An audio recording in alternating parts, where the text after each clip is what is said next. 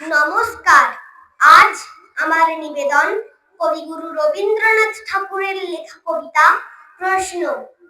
মাগো, আমায় ছুটি দিতে বল, সকাল থেকে পড়েছি যে মেলা। এখন আমি তোমার ঘরে বসে করব শুধু পড়া পড়া খেলা। তুমি বলছো দুপুর এখন সবে, না হয় যেন সত্যি হলো তাই। একদিনও কি দুপুর বেলা হলে বিকেল হলে মনে করতে নাই?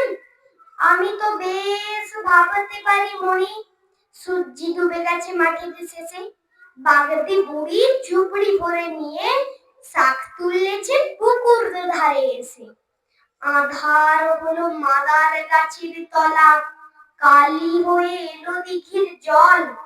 হাটের থেকে সবাই এলো ফিরে, মাঠের থেকে এলো চাষির দল। মনে কর না উঠলো সাঁঝের তারা, মনে কর না সন্ধে হলো যেন। রাতের বেলা দুপুর যদি হয়, দুপুর বেলা রাত হবে না কেন? ধন্যবাদ।